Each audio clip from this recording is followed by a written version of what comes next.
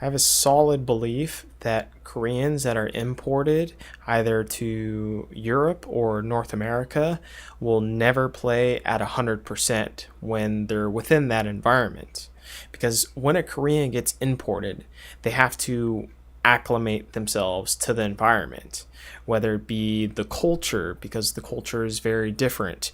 You have a different respect for elders, or even the food is different, and that maybe they don't have the same appetite, so therefore they aren't exactly comfortable within that environment holistically, because it is important to get a proper diet and to feel 100% comfortable, right? And of course, there is language. Language is probably the biggest key factor with playing 100%, especially in a game of, such as League of Legends, which requires a ton of communication. You have to talk about when you're going to TP to a specific ward, or when you're going to take a trade if you're a dual bot lane, or if you're mid lane, when to invade and when you have the wave pushing so that you can invade with your jungler and help either set up vision or go and gank the enemy jungler, or go down to bot lane to do a tower dive. All these things are very important. But not only that, but it's outside the game as well too. You have to be fluent in English to be able to express yourself in VOD reviews, to talk about what your teammates are doing, which you would prefer them to do a different way, and maybe you have a different style in which you want to approach the game. Maybe your coaching staff, you aren't able to relate to them to tell them what kind of picks you feel comfortable playing against, and which picks, maybe you don't have a good matchup into yet, but you're trying to work out some picks later in solo queue, and maybe you need some help with some suggestions. Maybe you need to talk to other pros to get their opinion on which matchups are good. Maybe you want to talk to Bjergsen, or you want to talk to Pobelter and get their opinion on what mid lane matchups are good against what champions and whatnot. Instead, you can't talk to your Korean counterparts, which are way across, the entire sea, and the time zone is very different too. So maybe you don't get a chance to actually talk with them. Now, there's often a question I ask people whose first language isn't English, and that's the question of, what is a language that you think in? This gets into the very cognitive ability that this person is able to think within. If it isn't within like their very core of their mind, it's always going to be a translation, because they're going to think in whatever language, whether it be Filipino, Korean, Chinese, whatever. They have to translate that from their innate, mind's thought into English. And so it's always going to be a translation, and some might be able to do the translation quicker than others, but it's still going to be a translation for the most part, because they've grown up within whatever country, Russia or Brazil or whatever, for the majority of their life. And so when they go to, say, Europe or North America, they have to translate every single time. Every time that they think of something, they have to translate it, and maybe that is a slower process for some people rather than other people. So as far as specific examples of players that I don't think have played near 100% of their capability is Piglet. I think he's a great example of someone who hasn't played 100% since they've been imported, because he just doesn't seem as aggressive as he was within SKT. And yeah, sure, that might be partially due to meta, but I would also like to think it's just due to a language barrier and being accustomed to his environment. And you could see Piglet kind of turning up after he got acclimated a little bit within Team Liquid when he first started out. And of course, he had the slump or whatnot.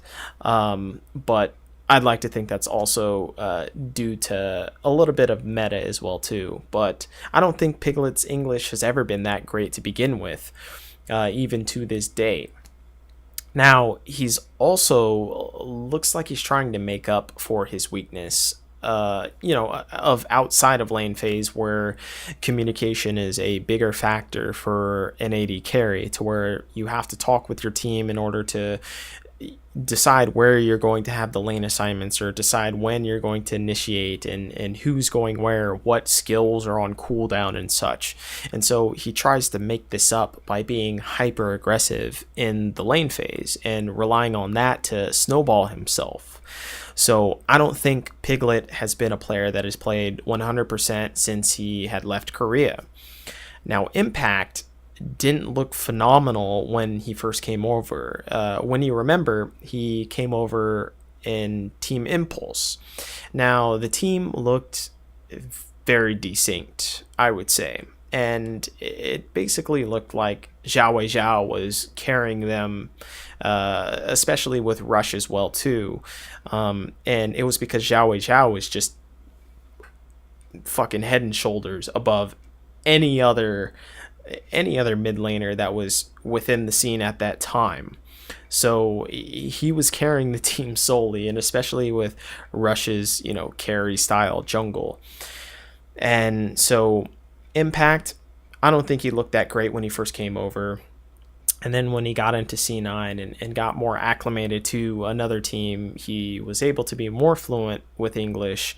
And now to this day, Impact's English is pretty damn good.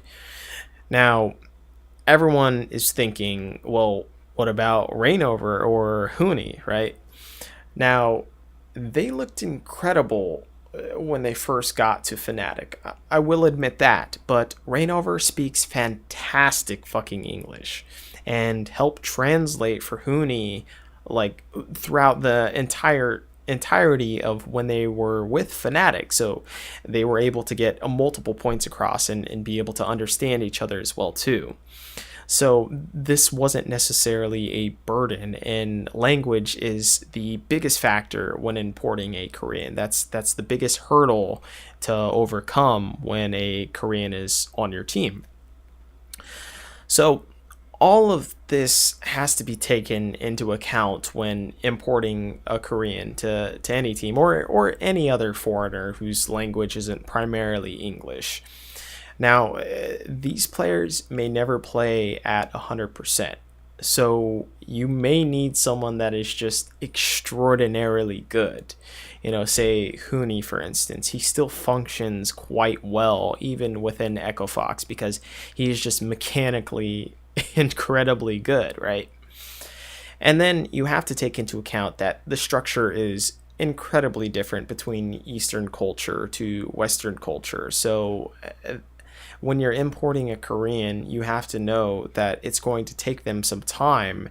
And when you import them, you should know that they're going to play well below their 100% level as if they were in Korea, because they just aren't in a environment that they're used to. So, coaches have more power over in Korea. They determine what picks you play, what comps you play, and you can't really go against the coach.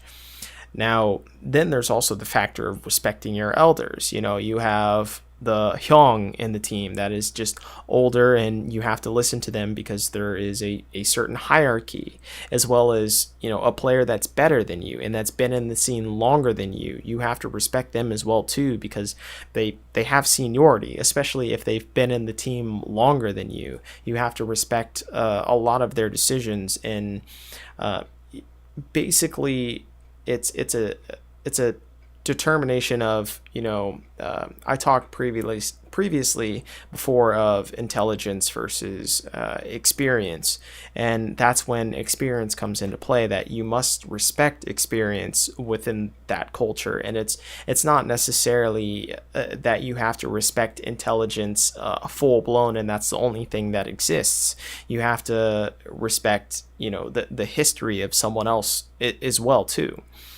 So as with any culture, you will never 100% understand it if you haven't been, fully embedded within it.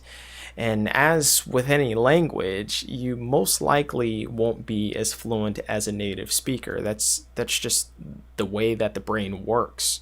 As I said before, with the language in which you think, and not as with you speak.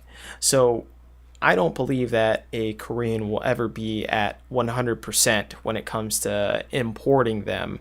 And I think people should take this into account when they're actually scouting Korean players, as I think this will help them determine if this is a valuable asset to their team or not.